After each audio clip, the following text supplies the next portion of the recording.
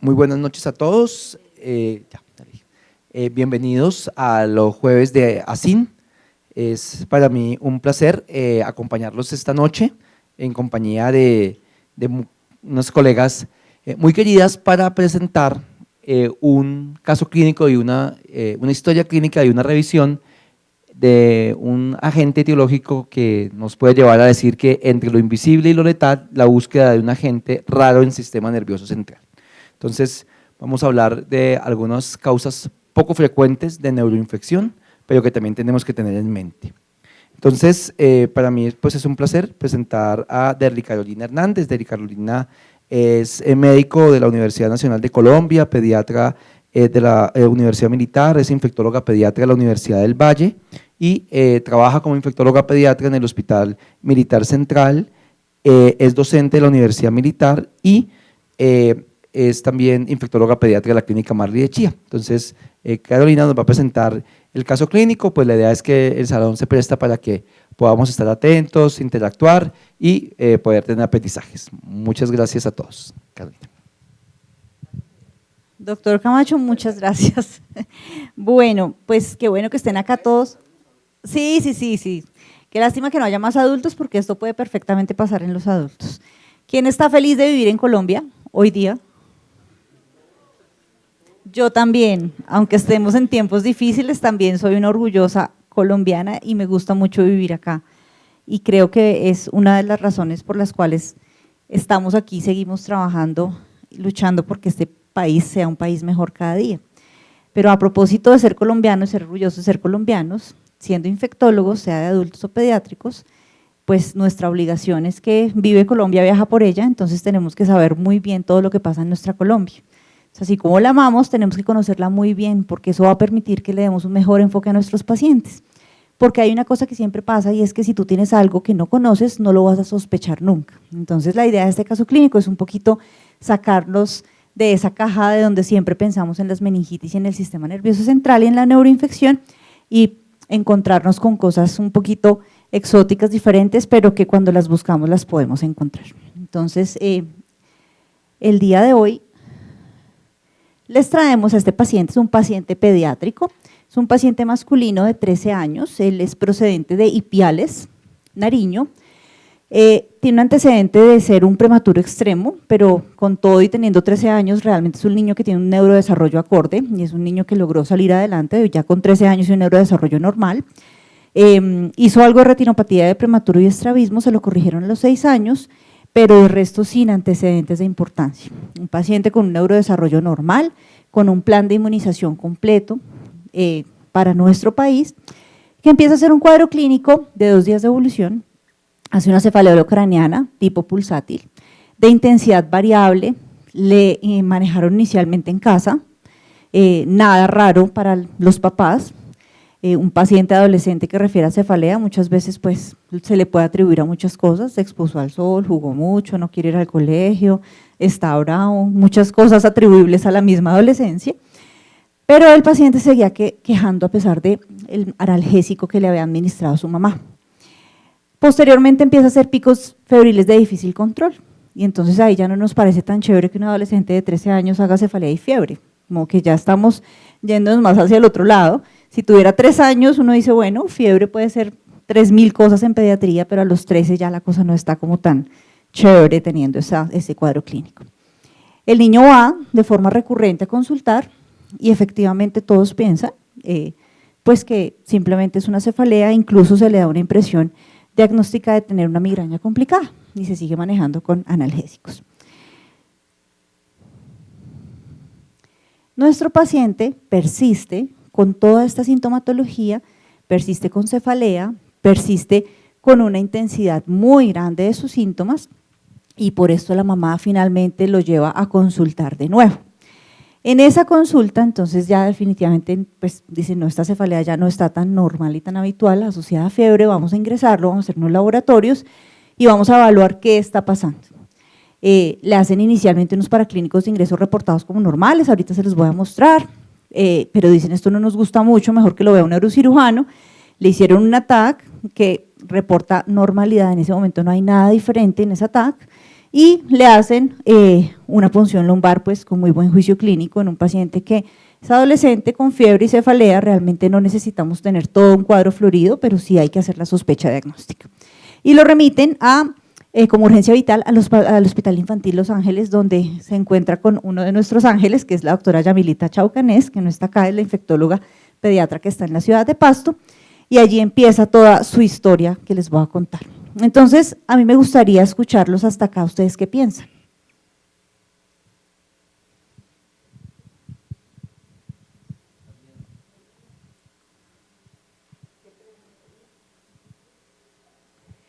Para que se animen, ese es el líquido cefalorraquídeo.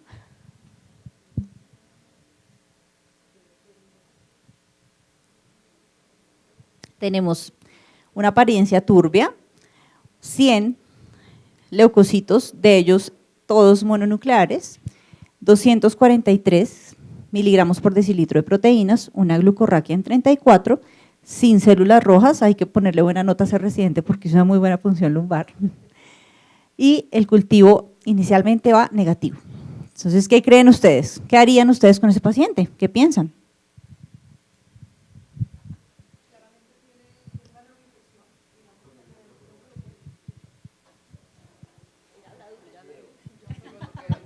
Sí, es muy cierto. Bueno, inicialmente pues el cuadro es claro, fiebre, cefalea con signos de alarma en un paciente adolescente, una neuroinfección. Digamos que con el líquido que nos muestran ahí, no parece típica, no parece bacteriana típica. Digamos que por la edad, obviamente, uno no pensaría de entrada en una TB, pero pues está dentro de los diagnósticos diferenciales, solo que por la edad, digamos, que no sería lo más común, pero pienso que sí valdría la pena empezar como a buscar causas no típicas de neuroinfección, ¿sí? Virales, parasitarias o bacterias atípicas. ¿Listo? ¿Alguien más quiere decirnos algo? Bueno, entonces nuestro chico fue remitido, aquí hice el pointer. Ay, ya está, perdón. Nuestro chico es remitido al Hospital Infantil Los Ángeles, que es el hospital de alta complejidad de la ciudad de Pasto, y allí entonces empieza todo el manejo. Estos eran los laboratorios iniciales que les contaba. Realmente no son unos laboratorios de riesgo, no nos muestran nada, un hemograma muy normal, un diferencial muy inespecífico, sin compromiso de otras líneas, una función renal conservada, unas enzimas hepáticas, pues diríamos que casi normales para un paciente de esta edad. Entonces tenemos este cuadro en donde dicen, pues definitivamente es una neuroinfección, necesitamos hacer más estudios, pareciera no ser bacteriana, entonces igual se fue remitido para el hospital con su esquema antibiótico. ¿Y cuál sería en este caso? Si ustedes tienen un paciente con una neuroinfección, ¿cuál sería la primera elección? Ceftriaxona vancomicina, ok. Pensando en algo viral, ¿le pondrían algo adicional mientras se exploran algo más? Aciclovir puede ser una opción. Bueno, de paso también le tomaron un HIV que era negativo, una gota gruesa negativa, fue como otras de las exploraciones que le hicieron, y unos reactantes de fase aguda que tampoco estaban positivos. O sea, un cuadro un poquito bizarro, pero pues definitivamente con una neuroinfección, porque sabemos que el gol estándar, si bien es la identificación del patógeno, no tenemos una punción lumbar que esté normal.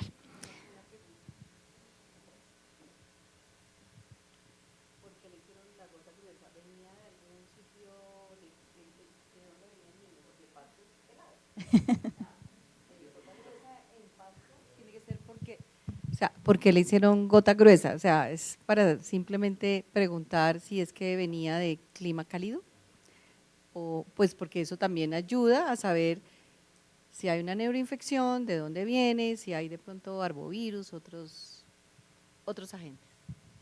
Doctora, esa pregunta es súper importante y más adelante vamos a ir destapando secretos del caso clínico, pero el niño se había estado en sus vacaciones, se había pegado unas vuelticas por Colombia, había ido, sí, viaja a Colombia, ¿cómo era? Conoce Colombia, viaja por ella, pues. Entonces, inicialmente recibió bancoceftriaxona, pero cuando llega al Hospital Infantil Los Ángeles, cuando lo ve la doctora Yamile y ve como este panorama tan diverso, ella hace una sospecha diagnóstica un poquito diferente, escala el tratamiento antibiótico porque el paciente no venía bien y después de estos síntomas leves empieza a hacer unos signos francos de deterioro neurológico. Entonces esto es lo que le pasa a nuestro paciente.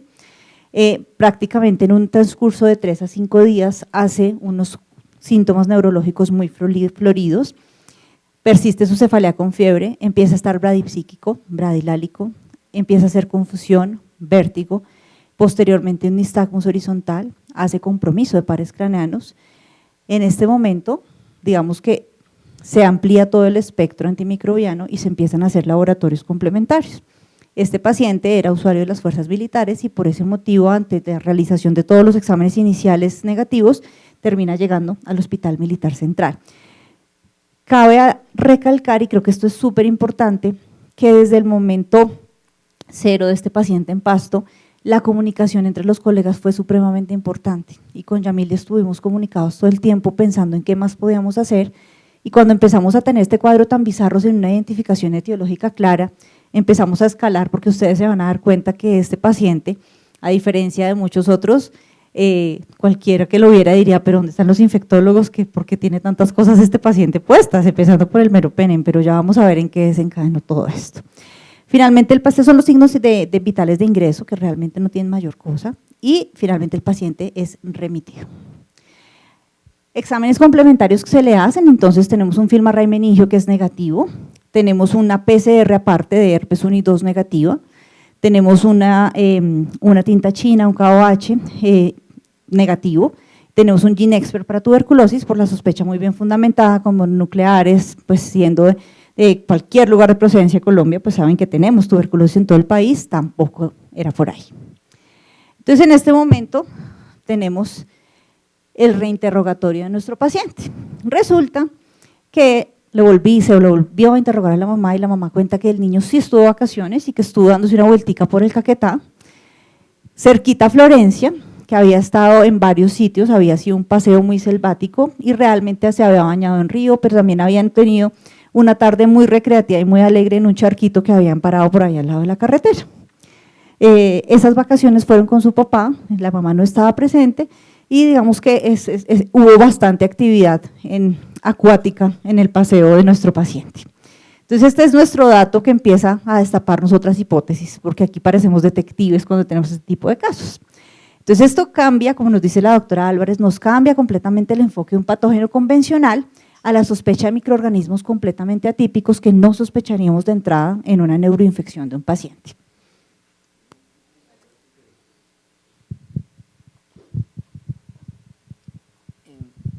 Esto que se presenta como el dato oculto, cuando uno, digamos, ve pacientes con neuroinfecciones raras, casi siempre hay un dato oculto que se pasa al primer interrogatorio. Eso quiere decir que tenemos que ser siempre muy juiciosos en hacer una muy buena historia clínica, incluso desde el comienzo, pero cuando el paciente no mejora, a pesar, digamos, de, claro, las bacterias y el antibiótico inicial y siempre lo más frecuente, pero ya como que el cuadro comienza a salirse de lo que normalmente uno espera y el líquido pues está alterado, pero no es el típico líquido de una meningitis bacteriana y además ya se le hacen las pruebas que tenemos a la cabecera, entre ellas la prueba molecular que nos ayuda pues a descartar bacterias, a descartar los virus que muchos de ellos son. Entonces siempre uno encuentra un dato oculto y creo que es clave como tener eso claro. Digamos, lo que uno ve de neuroinfección por microorganismos poco frecuentes, por ejemplo, histoplasma, los casos que hemos tenido. Y se pasa el histoplasma porque no se pregunta el antecedente del viaje a las cuevas, de la exposición, y cuando uno reinterroga, no, sí es que estuvo en Santander, ¿sí? Hace poco Martica presentó un caso de neuroinfección en lo de SLIPE por Bartonella henselae. Y entonces el antecedente del gato y del arañazo no se estima en la primera valoración y luego aparece y se sospecha, o sea, lo presentaste con uno de los residentes. Y así cada uno de los casos aquí hemos mencionado algunos casos ya de agentes etiológicos que pueden ser diagnósticos diferenciales, malaria cerebral, entonces de dónde viene, de dónde fue, ya quizás comienza a aparecer por qué la gota gruesa, ¿sí? Porque malaria cerebral en nuestro medio es otra cosa que hay que pensar, pero simplemente es como el mensaje de hacer buenas historias clínicas y si en el primer interrogatorio se pasa, es volver a sentarse y volver a interrogar. Y en infectología, como dijo Derly, tenemos que ser detectivescos y la detective se basa en pistas. Entonces, en la medida en que logremos mejores pistas, a veces en el momento menos pensado de la clave puede encontrar uno el diagnóstico, después decir, ay, claro, pues es que, pero no es tan fácil. Y de ahí es que nos tienen hasta memes a los infectólogos, pero es que realmente tenemos que preguntar muchas cosas, así que cuando preguntamos de qué tipo de leche toma, si la toma recién ordeñada, hervida o no, pasteurizada o no, que el gato cuántos años tiene, la gente lo mira a uno como, ¿es en serio? Porque me está preguntando eso, pero al final de ahí es de donde sacamos las cosas y las sospechas. Estos son los hallazgos que tenemos en la imagen del paciente de la resonancia magnética, en donde tenemos un realce leptomeningio difuso, y esta es la resonancia, en donde tenemos cambios pues, francamente sugestivos de un compromiso inflamatorio del sistema nervioso central. Y se le repite una nueva punción lumbar. Entonces hacemos una nueva punción lumbar, mandamos de nuevo en el hospital pues, a este paciente, ahorita ya les cuento con qué estaba en el momento de llegar y qué más le agregamos, que es una cosa interesante que también les quiero pues, contar y aportar en este caso. Y estábamos nosotros pasando revista en ese momento con el paciente, ya habíamos pasado esperando como los nuevos resultados, cuando me llama la microbióloga, dice, doctora, qué pena, pero es que yo estoy viendo algo muy raro, es que usted la muestra que me mandó si es un líquido cefalorraquídeo. Yo le dije, sí, te juro que es un líquido cefalorraquídeo. ¿Por qué? Es que yo veo una cosa muy rara en ese líquido, doctora. Entonces, ¿quieren venir, por favor? Entonces todos bajamos, esto era un hallazgo y esto era lo que estaba viendo en el fresco del líquido cefalorraquídeo. En ese momento ya teníamos un manejo farmacológico un poquito intenso, ya van a ver por qué, porque ante nuestra sospecha y con el charco de por medio, entonces nosotros ya estábamos con ese paciente que venía en deterioro franquísimo, ya lo teníamos con trimetoprim-sulfa, rifampicina, metronidazol, miltefosina, voriconazol y anfotericina B-deoxicolato. ¡Wow! ¿Estábamos haciendo un disparo al aire? Sí, porque en ese momento no sabemos qué tenía y tenemos un paciente en deterioro, con una sospecha de una neuroinfección por un germen atípico. Entonces, cuando vamos todos allí, la bacterióloga nos muestra que esto es lo que está viendo. Dice, doctora, esto es un líquido cefalorraquídeo, pero yo le juro que eso se está moviendo.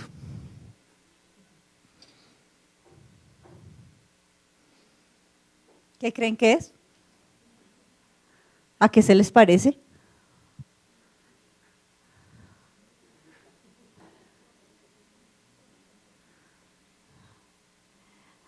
Sí, Sebas. Doctora, eso es una amiba, eso se está moviendo, eso es una amiba. Eso sí es un líquido cefalorraquídeo, doctora. Sí, te juro que es un líquido cefalorraquídeo, Andreita, que es la microbióloga del hospital.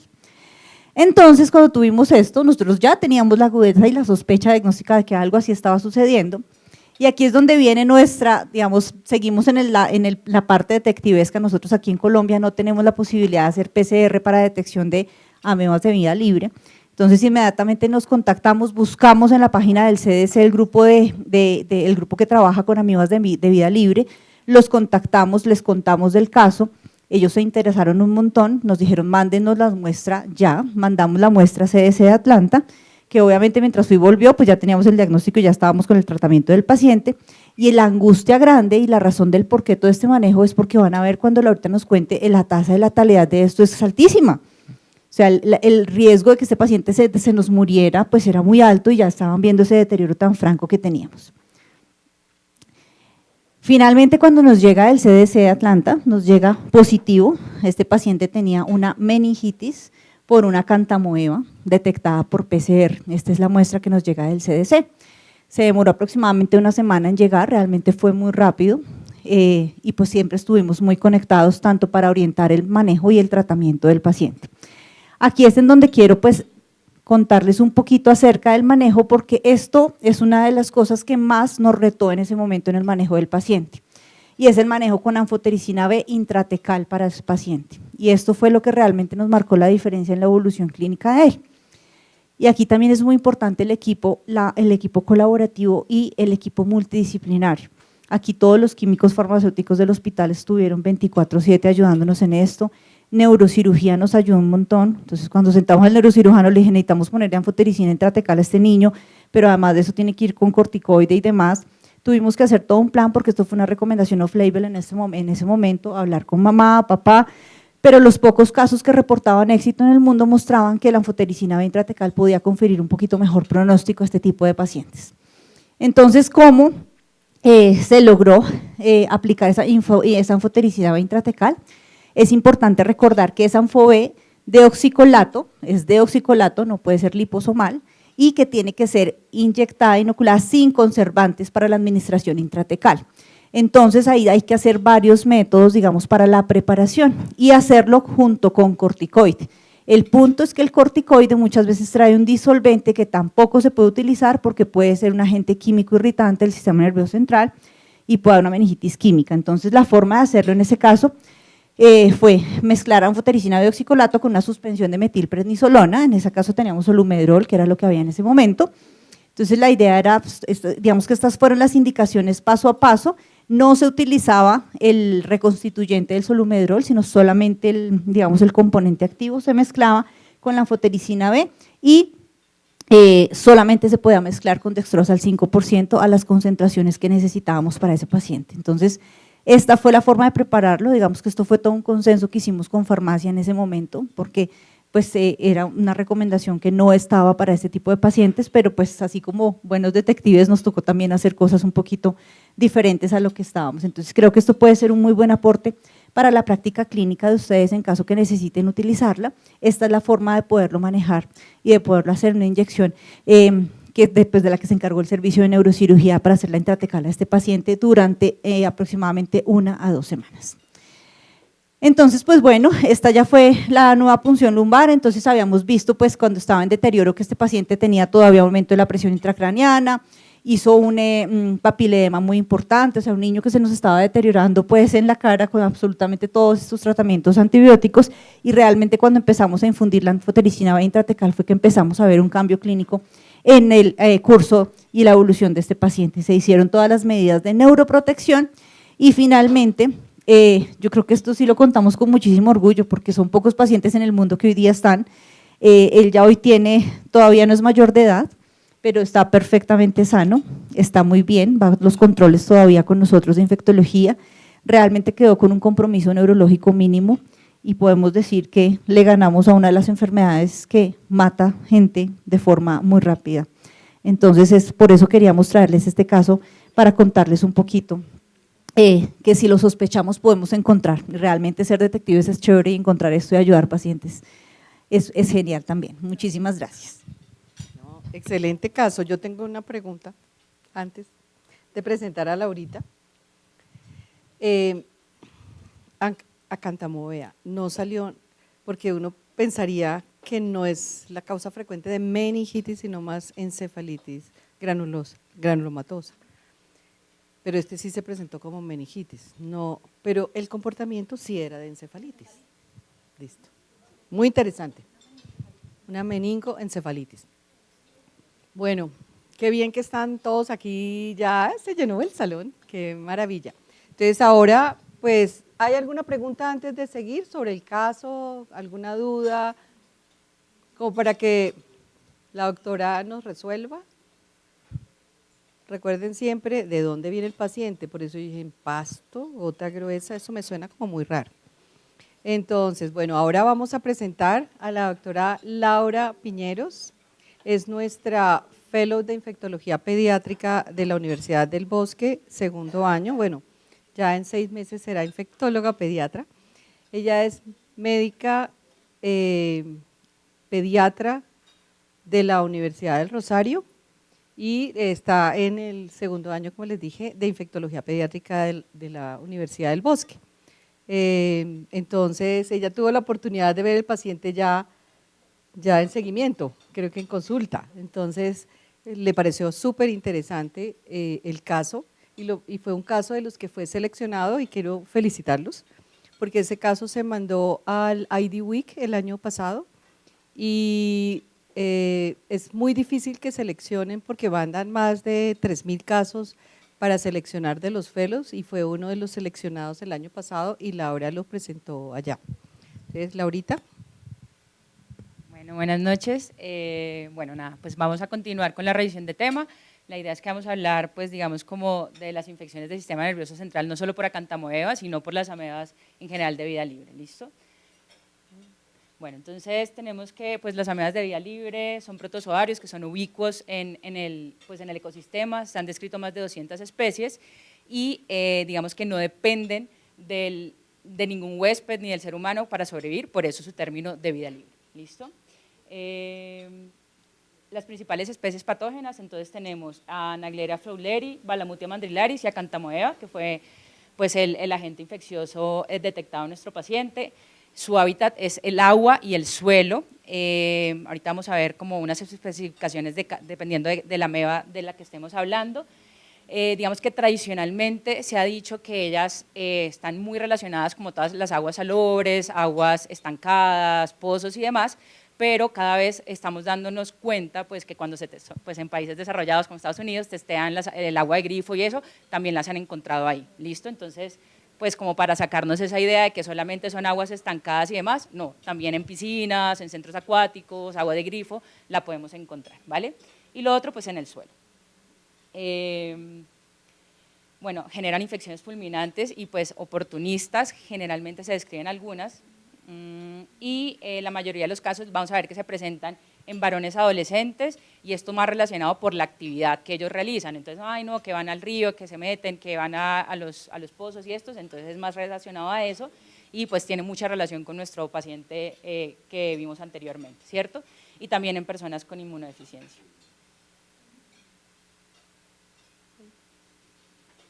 Bueno, entonces vamos a hablar un poquito como de generalidades de cada una.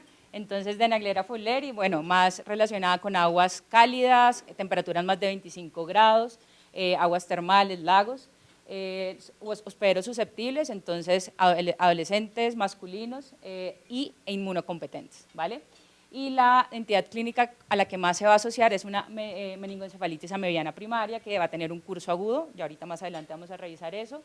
Tenemos a Acanthamoeba, que fue la de nuestro paciente, entonces vamos a encontrarla en agua dulce, suelo, aire, polvo, en ductos de ventilación, en toda la parte de los ductos de aire acondicionado, ahí también se puede encontrar. Los principales, aquí pues digamos que llamamos mucha atención porque pues nuestro paciente en principio, y se descartó cualquier inmunosupresión, pero se describe más en pacientes inmunocomprometidos. Y la entidad clínica es la encefalitis amebiana granulomatosa, como lo mencionamos previamente, que va a tener un curso subagudo crónico normalmente. Y por último, la Balamutia mandrillaris, que va a estar principalmente, ella puede estar en agua, pero digamos que tradicionalmente la describen que también puede estar en suelo, en el polvo, y por eso digamos que va a afectar a cierto grupo en específico, sobre todo en aquellos que se dedican a actividades agrícolas, digamos que ahí pudiera afectarse, sobre todo en la población hispana. ¿Listo? Afecta tanto inmunocomprometidos como inmunocompetentes y es otra de los agentes que genera encefalitis amebiana granulomatosa, que igual curso subagudo a crónico. Creo que estoy muy lejos. Bueno, en cuanto a la epidemiología, entonces tenemos que las meningoencefalitis amebianas de entrada son, pues, son infecciones que son raras. ¿Listo? Más o menos en Estados Unidos, menos de 30 personas son afectadas al año, y cuando hablamos de cómo se presentan los casos o cómo es, digamos, como la historia de infección, tenemos que en Estados Unidos se asocia más, los casos que se han presentado y que describen son más a deportes acuáticos, como surf y esas cosas en verano, y fuera de Estados Unidos, pues digamos que los casos que más reportan son como México y Medio Oriente. Entonces, sobre todo en Medio Oriente se asocian a irrigaciones nasales, que se conoce como ablución, que es un método que realizan los musulmanes para hacer como una limpieza del alma, entonces utilizan literal como está acá, agua de grifo y con eso hacen las irrigaciones nasales y pues nada, entra en contacto directo, pues se mete en la bacteria de una vez. Bueno. Entonces tenemos acá la meningoencefalitis amebiana primaria, ya hablamos, adolescentes masculinos, meses cálidos y verano, tiene una mortalidad muy alta, mayor al 97%, entre 1962 y 2022 hubo 157 casos en Estados Unidos y de esos, solo hubo 4 sobrevivientes y a nivel global, hasta 2018 se presentaron 381 casos que eran reportados de Estados Unidos, de México, de Pakistán, y de estos solo hubo 7 sobrevivientes. ¿Listo? Entonces, sí es una enfermedad que pues sobrevivir, o sea, tener este niño vivo ahorita, pues es un milagro, pues, y pues gracias a todo lo que se hizo médicamente, ¿vale? La encefalitis granulomatosa amebiana, nada, se describe más en adultos, pero ahorita vamos a ver en el desarrollo del caso que pues nuestro paciente pues era un paciente pediátrico y que se han descrito cada vez más casos en población pediátrica. Igual una mortalidad que es mayor al 90%, para Balamutia más del 90%, para Acantamoeba más del 94%. En cuanto a infección por Acantamoeba, el compromiso del sistema nervioso central puede ser hasta el 55%. Ya sabemos que ella no solo hace infección del sistema nervioso central, sino que también puede hacer la queratitis amebiana, pues que yo creo que todos conocemos y estamos de pronto un poco más familiarizados, y el compromiso de otros sistemas y órganos hasta en un 45%. El agua de la llave en Estados Unidos, un 51% pues tiene Acantamoeba, entonces pues es una cifra que no es despreciable, ¿vale? Acá puse este caballito de Troya porque algunas especies de amebas de vía libre, como la Acantamoeba, se puede, digamos como que puede ser hospedero de otros microorganismos, no parásitos, y se comporta como un caballo de Troya, hace que ellos ingresen, que generen infección, pero pues como se comporta como el caballo de Troya, evaden todo el sistema inmune, evaden toda la respuesta antimicrobiana y digamos que en estas infecciones pueden haber, digamos, como coinfección también con otros microorganismos. Bueno, entonces dentro de las formas de vida vamos a tener dos formas principalmente, una que es la más importante, que es la forma de trofozoito, que es la forma infecciosa o la forma infectante, perdón. Es la que se va, digamos, como la etapa móvil, la que va a hacer toda la parte de replicación, daño del tejido y evasión de la inmunidad, y una fase de quiste, que es la fase como la forma resistente, ¿sí? La forma como de supervivencia a un ambiente pues no tan agradable. Entonces, en cuanto a los trofozoitos, básicamente decir que Naegleria fowleri pues tiene una forma ameboide con un núcleo central e inclusiones citoplasmáticas, y Acantamoeba y Balamutia es una forma más espiculada, tiene pseudópodos y ya. Importante con Naegleria, tiene una forma ahí como transitoria, que es el trofozoito flagelado, que es una forma como de supervivencia frente a un ambiente hostil, donde no hay nutrientes, entonces ella como que se mueve rápidamente para irse a buscar nutrientes, entonces esa es como la forma. Y otra cosa importante es que Naegleria no tiene forma de quiste. Bueno, entonces las rutas de invasión del sistema nervioso central entonces van a variar dependiendo pues de si estamos hablando de Naegleria o Balamutia. Aquí vamos a agrupar como a Balamutia y a Acantamoeba como en un solo grupo porque ellas casi que se comportan de la misma forma y la invasión al sistema nervioso central va a ser igual, e incluso la respuesta que genera en el huésped también es muy similar, ¿cierto? Entonces acá tenemos a Naegleria que la vía de entrada va a ser por inhalación de agua contaminada, ¿listo? Entonces una vez se inhala va a tener contacto con la mucosa nasal, va a pasar a la placa cribiforme y luego al bulbo olfatorio, donde finalmente ya va a estar en sistema nervioso central y vamos a ver ahorita en la fisiopatología todo lo que va a hacer, ¿listo? Y en cuanto a Balamutia y Acantamoeba, entonces ellas van a tener una vía de entrada al sistema nervioso central que les va a tomar un poco más de tiempo, o sea, no es tan fácil ni tan directa como la de Naegleria, y yo creo que eso explica por qué lo larvado del cuadro clínico, ¿listo? Entonces, la vía de entrada puede ser por inhalación de polvo de pues, los quistes, o por lesiones cutáneas ulceradas, o a través de la mucosa del ojo, ¿cierto?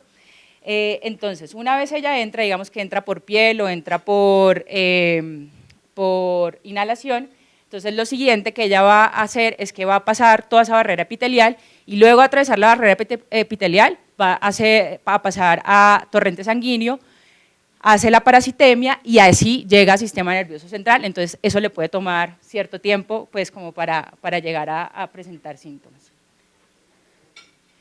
Bueno, en cuanto al ciclo de vida, nada, Acantamoeba tenemos que se han descrito 22 genotipos denominados del T1 al T22. Estos que tengo acá son los que más han asociado a meningoencefalitis en humanos, especialmente el T4 es más, bueno, no sé si se puede decir así, pero es más virulento y muestra mayor resistencia a la terapia antimicrobiana, y se han descrito 18 especies patogénicas, dentro de las más frecuentes, dentro de las más conocidas, Acanthamoeba castellani y Acanthamoeba culbertsoni. Este es básicamente su ciclo de vida, ya sabemos, forma de quiste, forma de trofozoitos, suelo o agua, ingresa por ojo, por mucosa ocular, a través de inhalación o a través de lesiones en piel, y luego hacen todo el daño pues, que vamos a ver más adelante. Ay, perdón. Bueno, de Balamutia, entonces igual es muy parecido, lo mismo, creo que no voy a mencionar esto, simplemente pues nada, ya sabemos, tiene sus dos formas y las formas de entrada, digamos que al ser humano. El primer reporte como causante de meningoencefalitis no se hizo en humanos, se hizo en un mono mandril, y de ahí viene su nombre, en el Zoológico de San Diego en 1986, y hasta 1990 es que se reconoce como un patógeno en humanos, ¿cierto? También se han descrito infecciones pues, en otros seres vivos como caballos, perros, entonces como para que lo sepamos ahí, lo tengamos presente. Y finalmente en Naegleria, pues nada, tenemos 47 especies, digamos como de Naegleria, pero solo Fowleri es reconocida como patógena, tiene 8 genotipos descritos que se denominan del 1 al 8, y estos que tenemos acá son los que se han asociado a meningoencefalitis amebiana primaria. Acá tenemos las formas que ella tiene, el trofozoito, la forma flagelada, la exposición que es principalmente con agua, y la vía de entrada únicamente nasal. ¿Listo?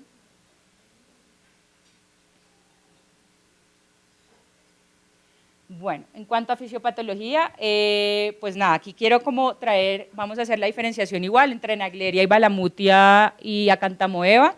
Entonces, aquí lo importante es que tenemos nariz, el epitelio de la mucosa nasal, lámina cribiforme, nervio olfatorio y bueno, acá cerebro, ¿cierto? Entonces, lo primero que vamos a hacer es que el contacto que ella va a tener va a ser con este epitelio, ¿vale? Y la primera respuesta que va a tener el huésped va a ser aumento de la producción de moco, aumento de la producción de inmunoglobulinada secretora y un reclutamiento ahí local de neutrófilos, ¿cierto? Pero pues estos microorganismos son bastante inteligentes, entonces lo que ella hace es que primero el contacto con la célula epitelial va a ser a través de Toll Like Receptor 4, y va a producir una glicosidasa que lo que hace es que degrada moco, degrada uniones intercelulares, entonces rompe esta parte de acá, y digamos que la interacción con la célula epitelial induce una producción de citoquinas proinflamatorias, donde está IL-6, IL-4, factor de necrosis tumoral alfa, ¿cierto? Entonces ya una vez ella rompió aquí este puentecito, ya logra entrar hacia la lámina cribiforme, hacia el epitelio olfatorio, y una vez estando ahí, ella empieza a producir sustancias que degradan la matriz extracelular, y una vez hace esa degradación y logra atravesar, llega al bulbo olfatorio y ahí ya coronó. O sea, ya ahí ella está en el sistema nervioso central y ya ahí empieza a hacer toda la destrucción que vamos a ver ahorita más adelante. En sistema nervioso central, la primera respuesta, los primeros 4 días, va a ser dada por pues, el sistema inmune innato, va a ser una respuesta principalmente de neutrófilos y eosinófilos. Los neutrófilos a través de sus trampas pues, extracelulares y producción de mieloperoxidasa, ¿listo? Pero ella sigue igual, tiene muchos factores de virulencia, entonces ella empieza a atacar todo, empieza a atacar células endoteliales, empieza a atacar microglía, empieza a atacar linfocitos T, astrocitos, la microglía, y esto lo hace, digamos, a través de, o sea, empieza a producir antioxidantes que van a neutralizar, digamos, toda esta respuesta, y lo otro que hace en la microglía es que se describen que tiene unas copas de alimentación que básicamente es como una aspiradora, entonces empieza a aspirar la microglía y pues obviamente el huésped queda completamente indefenso frente a eso, ¿vale? En cuanto a Acanthamoeba y Balamutia, algo muy parecido, entonces tenemos acá vías de entrada, piel, pulmón, el epitelio y el epitelio pulmonar, acá tenemos el vaso y acá tenemos pues el cerebro, ¿cierto? Entonces, lo primero, la interacción de la célula epitelial con la Acanthamoeba o con la Balamutia, que va a ser a través de Toll Like Receptors 2 o 4, y lo primero que va a hacer la acantamoeba es que va a producir ADP, y esto lo que va a hacer es que va a degradar, a cortar estas uniones de las células epiteliales, y con eso ella va a poder entrar, digamos, a tener contacto con el endotelio, y una vez en contacto con el endotelio, ella sigue liberando sustancias para degradar matriz extracelular, abre las uniones endoteliales y logra penetrar, ¿cierto? Entonces ya una vez en torrente sanguíneo, sigue liberando sustancias que degradan glóbulos rojos, que pues empieza a pelear con neutrófilos, con macrófagos, ¿sí? Y pues también obviamente con toda la respuesta del complemento. Entonces ahí llega la microglía, que es esta imagen de acá arribita, la microglía ayudada con los linfocitos T. Ellas empiezan a liberar sustancias proinflamatorias, pero pues al igual que la Naegleria, estas no se quedan atrás. Estas no se quedan atrás y empiezan a liberar proteasas, vesículas extracelulares para eliminar microglía, forman poros también en las células del neuroblastoma, y finalmente lo que pasa es que llegan los neutrófilos y empiezan a liberar una serie de citoquinas tanto proinflamatorias como antiinflamatorias. Se hace un reclutamiento de células como neutrófilos y macrófagos, y se da la formación finalmente de los granulomas, que son los característicos de la meningocefalitis granulomatosa. Bueno, entonces en cuanto a evolución clínica, vamos a igual a dividirla en dos. Entonces tenemos a Naegleria por acá, que va a generar una meningocefalitis que se describe como hemorrágica y necrotizante.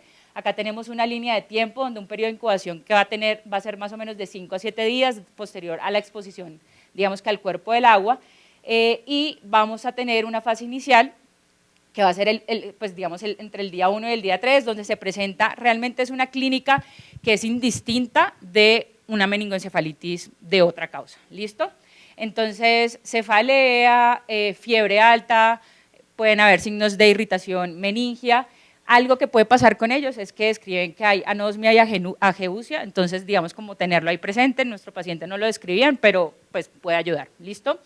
Y lo otro es que si vemos la línea del tiempo, acá tenemos día 1 y más o menos hacia el día 9-10, o sea, terminando como la primera semana, ya se describe la fase terminal, ¿cierto? Donde el paciente presenta un deterioro neurológico importante, con confusión, letargo, signos de hipertensión endocriniana y finalmente la muerte, ¿listo? Letalidad, como lo habíamos hablado, mayor del 95%. Lo otro, entonces, con respecto a Balamutia y a Cantamoeba, entonces va a tener un periodo de incubación que no lo describe la literatura, es un periodo de incubación que es que es desconocido, porque el tiempo que transcurre entre la exposición al cuerpo de agua, bueno, o a la que haya sido la actividad que lo expuso a la ameba, digamos que muchas veces no es tan claro, y los papás, pues como pasó en el caso del paciente, ni siquiera lo toman como importante, ¿cierto? Entonces es muy difícil hacerlo. Acá el curso puede presentarse incluso en semanas, y entonces son signos, digamos que pueden ser manifestaciones en piel cuando hablamos de malamutia, o puede ser una queratitis, o pueden ser síntomas muy inespecíficos como fiebre, como picos febriles aislados, o cefalea muy ocasional, que como lo mencionaba la doctora Carolina, pues cefalea nos da a todos, yo creo que pues por lo menos una vez al mes, entonces, y cuando uno es adolescente pues más, entonces pues como que eso no llama mucho la atención, ¿cierto? Y ya en la fase, digamos, cuando hay compromiso o deterioro, tenemos un inicio que es insidioso, con cambios de personalidad, afasia, y sobre todo hace mucha focalización, ¿listo? ¿Por qué? Por lo mismo que hablábamos ahorita de la presencia de granulomas, entonces hacen lesiones ocupantes de espacio que nos van a llevar a pues, que el paciente haga focalización eventualmente. ¿Listo? ¿Qué fue lo que pasó en nuestro paciente? Importante resaltar que no solamente el sistema nervioso central, hacen manifestaciones en piel, hacen manifestaciones gastrointestinales, hacen neumonitis, entonces también tenerlo presente. Igual una mortalidad superior al 90%, una supervivencia menor al 10%, para tener pues siempre presente, ¿vale? Acá quise traer este artículo, esto es una editorial que se publicó en Curious en 2024, es de un grupo de la India, y ellos lo que los lleva a hacer esto es que se formula una pregunta, y es que si las infecciones respiratorias recurrentes en niños pueden predisponer a infecciones por amebas de vía libre, o sea, a neuroinfección por amebas de vía libre. Y esto, digamos que esta pregunta surge porque en una población del sur de India que se llama Kerala, si no estoy mal, empezaron a tener muchos casos en niños de infecciones por amebas de vía libre. Entonces ellos lo que describen es que en esa población, estos niños que tenían esas infecciones, tenían infecciones respiratorias recurrentes por virus que nos enfrentamos nosotros todos los días, SARS-CoV-2, influenza, sincitial respiratorio, ¿vale? Y que esto muy probablemente podía significar una inflamación y lesión del epitelio respiratorio de la mucosa nasal, lo cual altera, digamos, como toda la respuesta, o sea, es la primera, o sea, el epitelio, ya sabemos que en inmunología es la primera barrera que tenemos para todos los microorganismos. Entonces, si ese de entrada está dañado, pues ya ahí entramos perdiendo, ¿cierto? Pues ese epitelio inflamado, dañado, con pérdida ciliar, va a favorecer la adhesión de las amebas y posteriormente la invasión al sistema nervioso central y posteriormente la meningoencefalitis. Es importante resaltar que esto es una teoría, esto es una teoría, esto no es algo que esté comprobado y seguramente será un factor contribuyente, más no un factor determinante para que el paciente haga encefalitis por amebas de vía libre.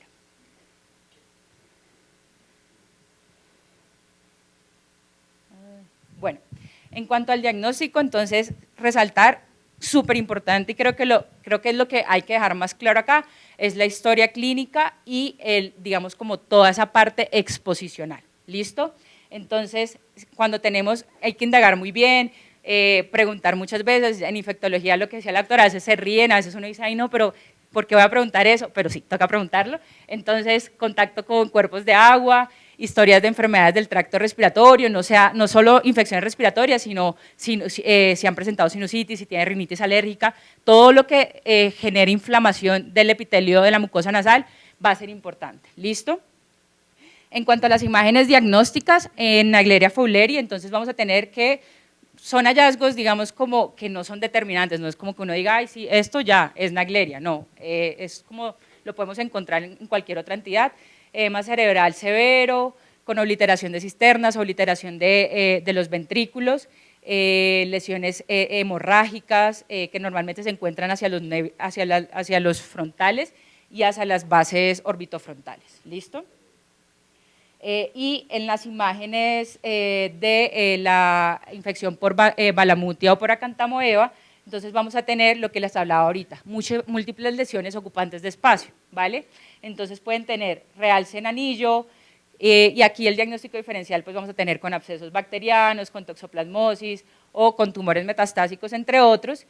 Acá lo que más se va a afectar van a ser la corteza y pues lo otro que pueden presentar es edema perilesional. Igual, nada específico, y por eso la mayoría de los casos en estos pacientes el diagnóstico se hace post-mortem.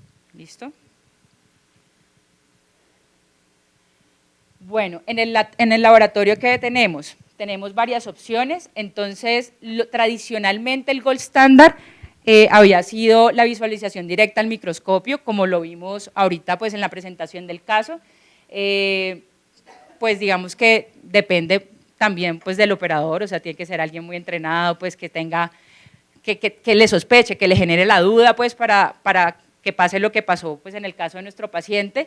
Entonces, pues esto, digamos que tradicionalmente el gold standard que ha sido reemplazado ahorita, dado el advenimiento de la amplificación de ácidos nucleicos que se puede hacer a través de PCR en tiempo real, LAMP, hay diferentes métodos, este se considera ahorita el gold standard, importante pues que el tiempo al diagnóstico, o bueno, a la detección es muy corto, más o menos 4 o 5 horas, y que puede detectar desde un trofozoito. Entonces es bastante sensible y pues es muy útil. La limitación es que pues yo creo que acá no la tenemos, entonces son muestras que sí o sí toca remitir. Lo otro que se describe pues es la detección de antígenos, esto es más en el campo de estudios clínicos, esto no lo tenemos disponible en la clínica. Algo importante pues como a futuro, la secuenciación de próxima generación, que seguramente pues una vez pues esté como más implementada en nuestro medio, pues seguramente nos va a ayudar no solo para esta entidad, sino para muchas otras. El MALDI-TOF, que ya lo tenemos, pero quizá no sé si o sea, eso depende pues también como del software que tenga, no sé si están incluidas las amebas, pero también importante tenerlo ahí, porque ya sabemos que el diagnóstico del Mal-Dietoff o la detección del Mal-Dietoff es muy rápida, ¿vale? Lo otro, pues siempre lo tradicional, el cultivo. Los cultivos pueden ser en medio líquido, en medio sólidos. El problema acá es el tiempo a positividad, que más o menos puede ser de 7 a 10 días. Entonces eso limita un poco pues, el diagnóstico en un paciente que está gravemente enfermo y que nos toca tomar decisiones ya. Y lo otro que se describe es la serología, que se puede hacer a través de diferentes métodos, ELISA, Western blot o inmunofluorescencia.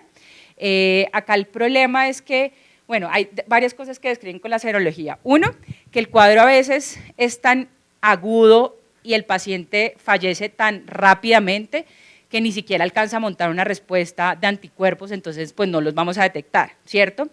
Y la utilidad que seguramente se le ha dado más a los anticuerpos es en zonas donde, digamos, como son endémicas las amebas. Entonces lo que hacen es como estudios de campo y llegan y testean a la población y dicen, como usted ha tenido contacto. Entonces es básicamente para decir que ha tenido contacto, no que ha tenido enfermedad por la ameba, pues porque ya sabemos que la enfermedad es demasiado grave, ¿vale? Y lo otro es que pueden tener reacción, pueden estar como reacción cruzada pues con otras amebas que no son patogénicas. Entonces, tenemos acá los pasos pues como para el diagnóstico. Entonces tenemos el análisis del líquido cefalorraquídeo, que vamos a tener una pleocitosis de predominio neutrofílico si estamos en infección por Naegleria y de predominio linfocítico como la tuvimos en nuestro paciente en meningoencefalitis amebiana granulomatosa, hipoglucorraquia, hiperproteinorraquia, pero pues esto lo tienen muchas otras entidades con otros agentes infecciosos, ¿cierto? Entonces, ¿nos orienta? Sí. ¿Nos da el diagnóstico? No, ¿vale? Lo otro que vamos a hacer, bueno, la presión intracraniana, pues que en estos niños, sobre todo en Balamutia de Cantamoeba, la presión de apertura puede estar elevada, ¿vale? Lo otro súper importante, la visualización en fresco. Entonces, ahí vamos a poder ver los trofozoitos, la motilidad, como lo vimos. Importante acá, tinciones de Giemsia, Wright o hematoxilina eosina, y lo importante es no teñir con Gram, que es el que usamos siempre, porque lo que hace es que mata los trofozoitos. Entonces, no hacer el Gram, o bueno, hacer dos cosas diferentes, pues, dos tinciones diferentes. Y el diagnóstico definitivo, definitivamente en este momento, pues nos lo va a dar toda la parte molecular. ¿Listo? La PCR múltiple o la PCR en tiempo real en líquido cefalorraquídeo o en el tejido que estemos estudiando. Bueno, entonces, igual, tratamiento, creo que eso es algo que ya la doctora mencionó, es básicamente una polifarmacia. Que muchas veces toca hacerlo de forma, o sea, yo creo que en todos los casos toca hacerlo de forma empírico, porque hasta llegar al diagnóstico y a tener la detección del agente, pues el paciente se muere, ¿cierto?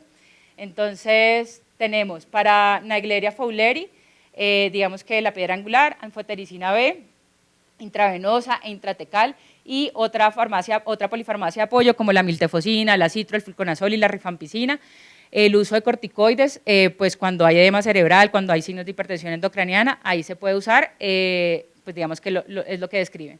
Y en caso de acantamoeba o balamutia, digamos que lo que describen inicialmente es miltefosina con albunazol, pues que describen fluco o borico, y polifarmacia de apoyo como pentamidina, sulfadacina, flucitocina y claritromicina, y en dado caso pues que tengamos un paciente con lesiones, pues estas lesiones ocupantes de espacio, estos granulomas, evaluar con neurocirugía la necesidad de intervención pues quirúrgica.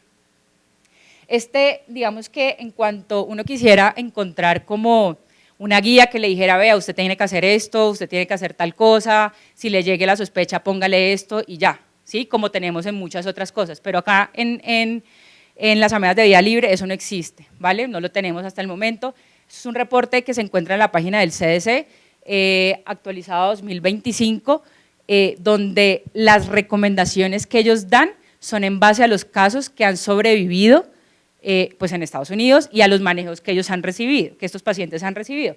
Entonces tenemos para Cantamoeba un régimen primario que tiene pentamidina, tiene sulfadiazina, flucitocina, boriconazol, posaconazol o isavuconazol, la miltefosina y pues esta que puse es una opción de la ITSA 2008, pero pues es muy antiguo, entonces yo creo que nos tendríamos que quedar con con este régimen que nos propone la CDC, ¿cierto? En caso de balamutia, pues es lo mismo, ¿sí? Estas dos opciones, y le adicionamos un macrólido, ¿vale? El tratamiento, la duración del tratamiento, digamos que lo que describen ellos ahí es mayor a 6 a 12 semanas, pero probablemente será mucho más tiempo, ¿sí? Se describen tratamientos que pueden durar hasta 1 año o incluso más, ¿vale? Y con respecto a Naegleria, entonces tenemos, digamos, como lo más importante, la anfotiracina B, que va a ser intratecal intravenosa, miltefosina con dexametasona, acitro, rifampicina y el azol, que puede ser posaconazol o bueno, el azol que tengamos pues disponible nosotros, ¿listo? Una terapia que dura 28 días aproximadamente y también va a depender pues del estado clínico del paciente. Obviamente, ustedes dirán, pues el paciente de nosotros recibió de todo, sí, pero es que no teníamos a gente aislado y pues ante la sospecha uno piensa en el peor escenario, que el peor escenario siempre va a ser Naegleria, ¿listo? Y lo otro, pues medicamentos que están en investigación, el nitroxoline.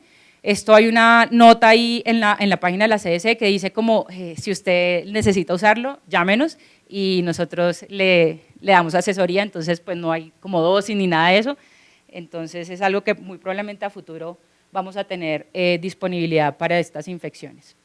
Aquí quise traer estos casos porque si bien hemos hablado toda la revisión y decimos como, sí, acantamoeba es de adultos, pero pues nuestro paciente era paciente pediátrico, pues sí, también afecta a pacientes pediátricos, así la epidemiología o la literatura diga otra cosa. Entonces acá tenemos este caso que se reportó en el Journal de Pediatría de Turquía en 2018, acá presentan el caso de un paciente masculino de 9 años que había tenido un antecedente de un nado al lago y ahí presentó un trauma craneoencefálico y él empieza a presentar más o menos como 6 meses después de esto, con pérdida de conciencia, convulsiones focales y confusión, le hacen una tomografía y la tomografía reporta una masa occipital derecha, ¿cierto?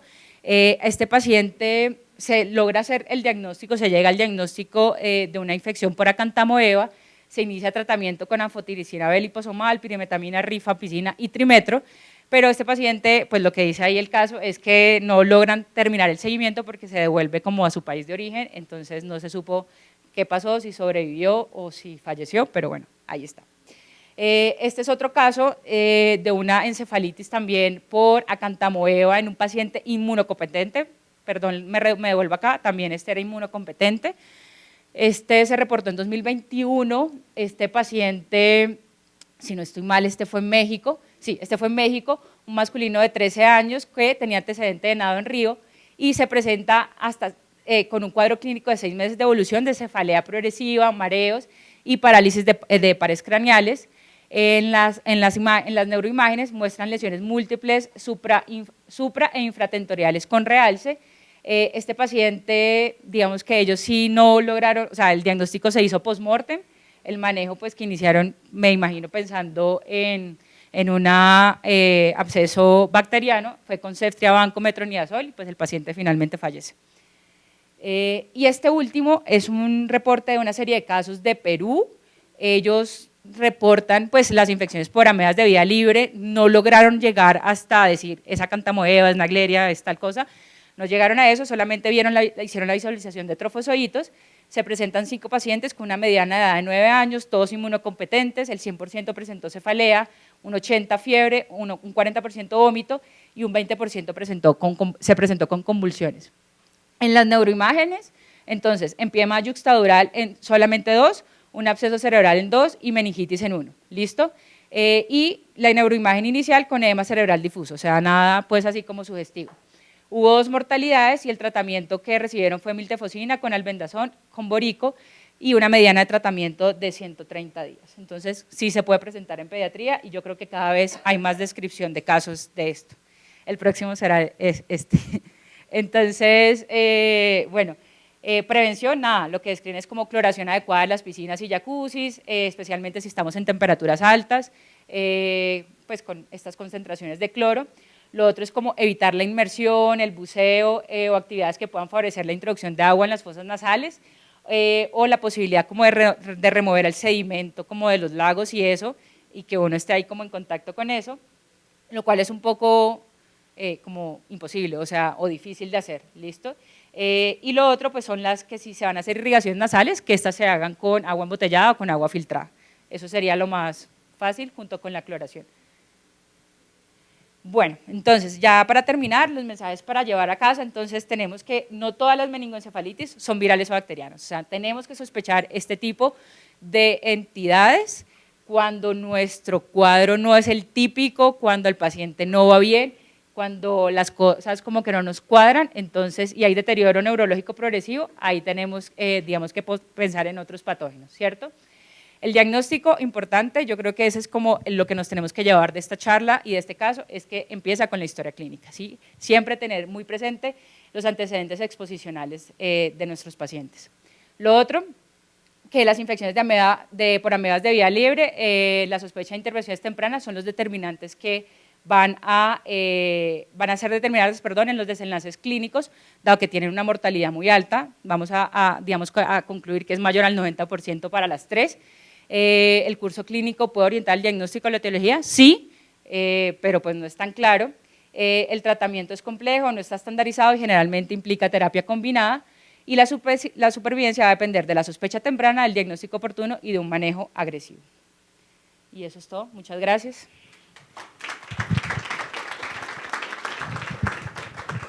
Muy bien, Laurita.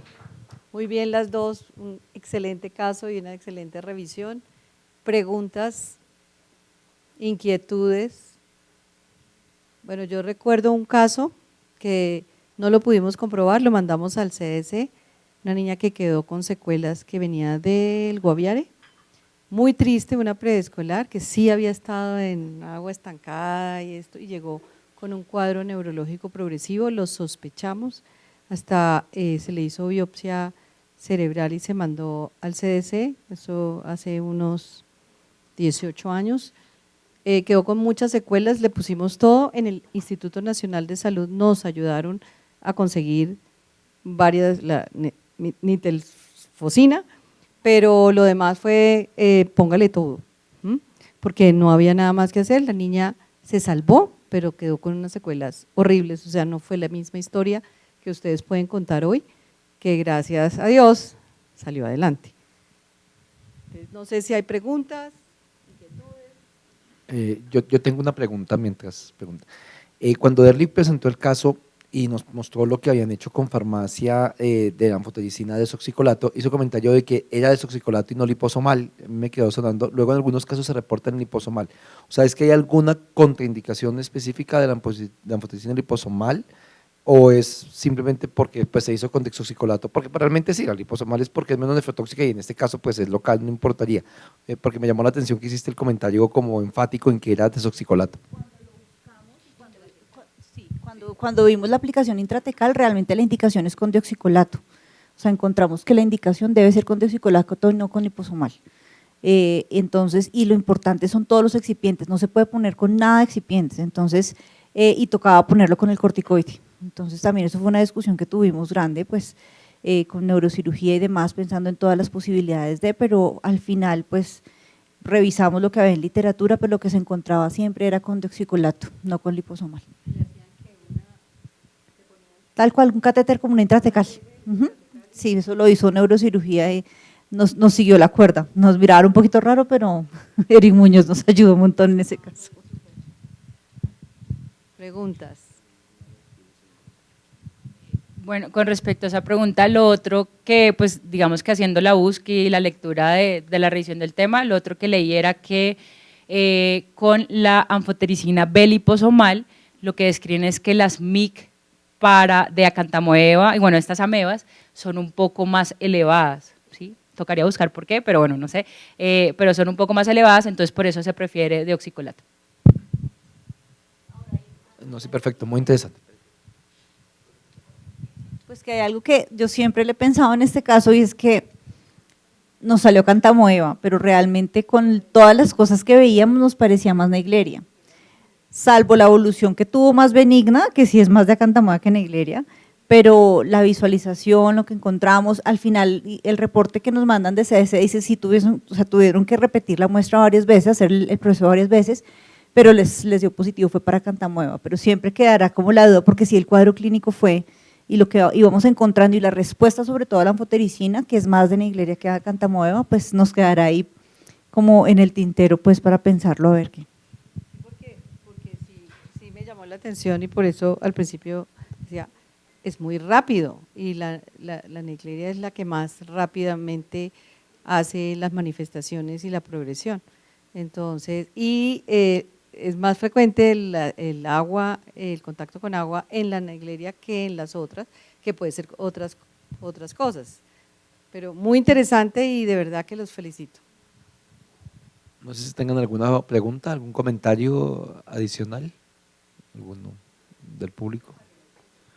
Para que no se les olvide, pues creo que estos casos son supremamente importantes. Yo la verdad, pues quiero reconocerle varias cosas. Primero, el manejo y el caso, el haber hecho el diagnóstico. A la bacterióloga hay que darle muchísimas gracias porque le llamó la atención y fue también la que dio la alarma, el sospecharlo, el interés en buscar pues el tratamiento y que finalmente el paciente sobrevivió. Realmente sí es algo que es milagroso y que pues y casi sin secuelas, pues realmente es, mejor dicho, es muy, muy importante y creo que es reconocimiento. Y el segundo reconocimiento pues a la gran presentación que nos hicieron tanto del caso como de la revisión, porque ha sido pues muy clara, muy puntual. Creo que todos hemos aprendido un poco de algo que no vemos tan frecuente, pero hay en Colombia y que tenemos, como tú muy bien lo decías al comienzo, darle que pensar y sospechar. El médico solo diagnostica lo que conoce y lo que sabe. Entonces, si no lo conoce, no lo sospecha, pues jamás lo va a diagnosticar. Creo que también una de las cosas más valiosas que no se nos puede olvidar siempre es que hay que alertar a todo el equipo, ¿sí? Porque una vez llega ese paciente raro, si usted le alerta a la doctora, vea, tengo un paciente así, así, así, que no me gusta, ojo. Entonces probablemente todo el equipo, microbiología y demás van a estar alertas a buscar cosas diferentes. Entonces creo que eso puede ser, es muy valioso, y también pues la conexión y la comunicación. Fíjense que este paciente, creo que también el éxito de todo fue que Yamil empezó a poner todo desde Pasto antes de remitirlo para acá. O sea, a nosotros nos llegó y le pusimos lo adicional que fue la intratecal, el resto de cosas, pero el manejo temprano, la sospecha prematura siempre fue como muy importante. No sé, Majo, tú que estás aquí en representación de los adultos, ¿cómo has visto o sea, qué tantos casos tienen, cómo se ha portado? No sé cómo ven la epidemiología en los adultos, ¿han tenido?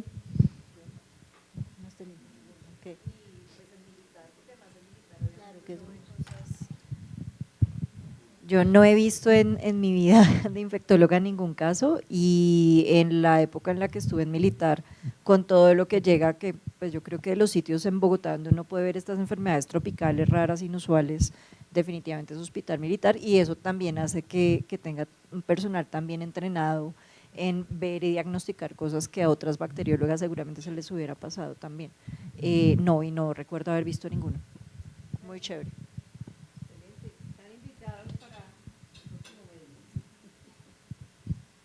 Bueno, muchas gracias de verdad por la asistencia, y el próximo es el tercer jueves del próximo mes, de adultos.